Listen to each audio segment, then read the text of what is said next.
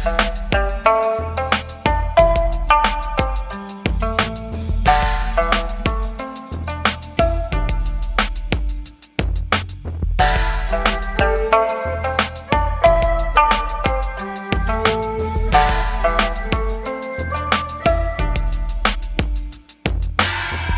is up, guys, and welcome back to the channel. So chapter 102 of Dragon Ball Super is officially out. Son Goku versus Son Gohan is here. So let's just jump straight into it. So when Goku shows up to greet Gohan, he essentially makes it clear that the burst of chi that he felt from Gohan when Gohan became Beast is the reason that he showed up back to Earth, which is classic Goku. Goku essentially tells Gohan that he wants to see how strong Beast actually is. Gohan is like, well, that's fine, but I need to change because this outfit isn't appropriate. And then Goku proceeds to, after everyone loads up in the Red Ribbon Army van, to instant transmission everybody back to Beerus' planet. So this is pretty cool. So this is the first time that Gohan and Broly have ever met. This is also the first time Broly has seen Goten and Trunks. This is also new for Beerus and Whis. So it's a cool little merging of the two stories that we have been seeing separately in Dragon Ball Super and all the characters meeting each other. This is a pretty cool way to collide all of the events that happen between Goku and Vegeta and Broly in the movie with Dragon Ball Super Superhero and have some fun with it. So I do think that that is a pretty good move on Toriyama and Toyotaro's part to bring everybody together and have fun with what they've done in each aspect of the story. But anyway, Gohan lets Goku know the new form is called Beast and that Piccolo has named the form, which again I talked about in my last video is very, very appropriate.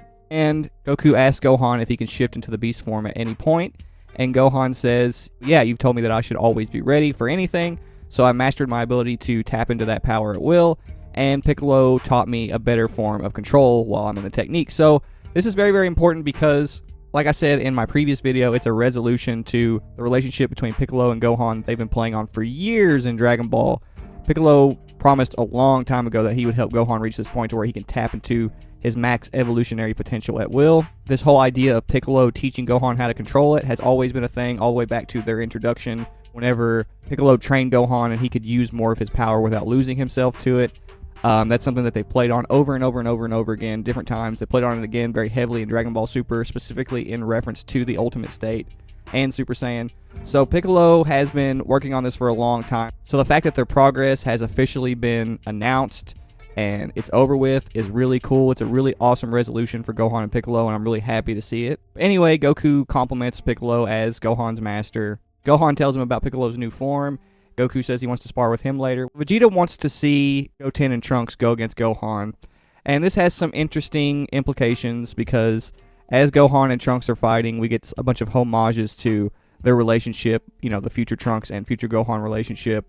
We also get some nods at how well Trunks and Goten are meant to work together. How they have specifically been working to become more of a unit and seamlessly with each other, which would have been awesome to lead up to Gotenks. I hyped up Gotenks showing up in the manga, I think like a month or two ago, and it really did. It was really a shame to see that we didn't get to see full-on Gotenks, but I can kind of see why, because if Goten and Trunks really are more in sync than they were before, they actually might put up a good fight against Gohan, but I still kind of think it's a shame that we didn't get to see that. That would have been really cool. But I digress.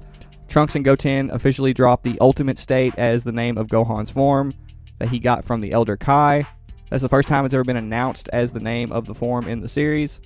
And after that fight's over, Gohan and Goku proceed with their match. Now, Broly is particularly intrigued with Goku's turn in all this, which I thought was very interesting because, you know, Broly is very clearly starting to look up to Goku. And I really like to see that from his character. But in this fight, Goku goes straight into the Ultra Instinct transformation, the silver-haired Ultra Instinct transformation, which is appropriate because it is Goku's martial arts-based form. The form that he uses when he's trying to be a little bit more gentle, right? It's the more powerful form, but the way it reacts to combat, it reacts in a self-defense-like manner because the silver-haired version of Ultra Instinct is based on the version of no-mindedness that comes from your muscle memory. Whenever you clear your mind, you let go of your thoughts, and you just let your body do whatever it wants. So it's a martial arts-based Ultra Instinct variant. So Goku is essentially just using this to... Think Whis. Just think about how Whis fights Goku. Despite the fact that Whis is ridiculously powerful and efficient, he still fights as a martial artist, right? So this is an appropriate form for Goku to use if him and Gohan are just going to have a sparring match, but I do not think that that is going to last.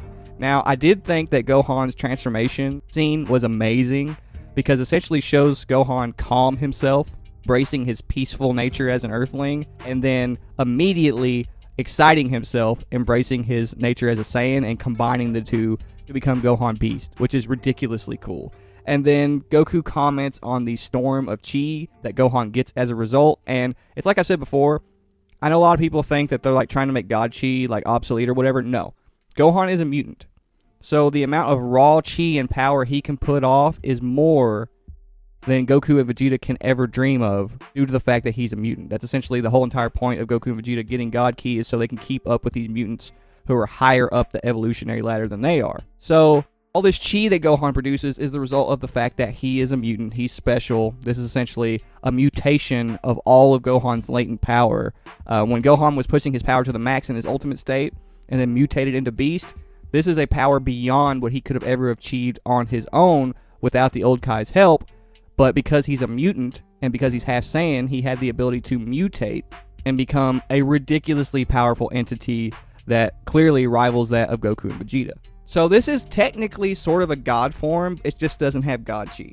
It's a god form in the sense that the old Kai made it to where Gohan could essentially become peak Gohan without training through rage, which is, I think that's hilarious when people complain about Gohan not training, because Ultimate Gohan literally is Gohan at the peak of his abilities, as though he's been training, and he could just tap into that through rage at any point, which is why I think it's hilarious that everybody makes this huge deal out of like Gohan training to get stronger. He really should just be trained to control himself, which is what they've been focusing on this entire time in the story, which is appropriate. That's the appropriate route for Gohan. He's a mutant with all this latent power. He's tapped into it his entire life. The training aspect of his character should be tapping into that power at will and also controlling it to the utmost degree. So the battle rages on between Gohan Beast and Goku, and it is a hell of a fight. It is extremely, extremely destructive to the environment, to the point that Beerus is like starting to get upset as to how much damage they're doing to the environment, and that is essentially where the chapter ends. So here's something that's really cool about this fight being demon and angel themed, is that it's a belief in ancient Asian spirituality, things such as Buddhism and Taoism, and in martial arts, that when your heart is beating, you essentially become an extension of your ego, which is associated with demons, right? So Gohan using rage to tap into his power is demonic in that sense. It plays on ancient beliefs in martial arts about implementing the ego as your survival instincts and your anger in combat, which is exactly what Gohan is doing in Gohan Beast. And Goku is using ancient Taoist Buddhist martial arts principles to calm his heart in order to tap into Mastered Ultra Instinct. So when you think about it this way, this fight thematically, due to the fact that Dragon Ball is an allegory for martial arts, is really, really well put together. Like, this fight was a great choice on Toriyama and Toyotaro's part, specifically thematically through those ideas and the fact that they're implementing them the way they are. I think that that is very, very, very well done, because it's literally the same thing that's happened in Kung Fu films all throughout history. It's yin versus yang. It's demons versus angels, Buddha versus the ego. You know, it's the same thing. It's like the same thing that's implemented in Kung Fu movies countless times, which I think is just ridiculously cool. Now, my previous video, Goku versus Gohan, Beast versus Beast, talks about the idea of true Ultra Instinct facing Gohan. I still think that that's where this is going. Essentially, the idea is that right now, it's just a friendly sparring match, but Gohan may likely have the ability to get stronger as he fights through his rage, in a very similar way to how he evolved and got stronger as he was fighting Kefla. And the only way that Goku can counter that is to evolve and grow himself, which Ultra Instinct is capable of doing. But if Goku is to use true Ultra Instinct, he can use Gohan's own force, his own chi, against him in real time every time Gohan lands a blow. So he can essentially take all that power that Gohan is building up and use it against him to knock him out. So that very well may be where this is going. But something I talked about on my Twitter account, and if you aren't following me there, you should, a few days ago, is the fact that Dragon Ball as a series was named after the Dragon. And there's a lesson that takes place in that movie where Bruce Lee is essentially training one of his students, and he tells his student to attack with emotional content. Now, when his student attacks, he attacks with rage, not emotional content. When Bruce Lee is talking about emotional content, he's talking about using the biological functions of your emotions, which are a part of your survival instincts, to do what they naturally do. So your survival instincts, your emotions, are responsible for the reactions that happen to you when your life is in danger and when you're in battle. And that's essentially what Goku is taking advantage of in his version of True Ultra Instinct. When his heart is calm, he's fighting as though he's a martial artist. When his heart is not calm, he's fighting as though he's fighting in a life or death battle, because his heart beating essentially tells him that his life is in danger. Now, Gohan is using rage as fuel for Gohan Beast. And that is the opposite of what you are supposed to use in martial arts in order to correctly implement martial arts, the ability to fight efficiently. This is according to Bruce Lee's own teachings, and this scene played out in the very same film that, again, is the reason Dragon Ball is called Dragon Ball. As a matter of fact, Akira Toriyama said this is one of the most influential movies to him of all time because he watched it as he was getting older, and so it had a huge influence on him, which is part of the reason that True Ultra Instinct is so special, because it's a direct reference to the movie that Dragon Ball itself was named after. Now, if I had to guess, it's very similar to what I said in my last video in terms of my prediction. I think that Goku will grow and adapt to Gohan and essentially catch up using Ultra Instinct, while also extending this lesson of emotional content and also, fine-tuning your moves as a martial artist, as Goku and Vegeta have been doing. Essentially all the stuff with meditation, everything that has to do with using your instincts correctly, all the stuff that we have been introduced to recently, using 100% of your power efficiently, imprinting and engraving moves into your mind and into your muscle memory, using emotional content over rage in a martial arts battle.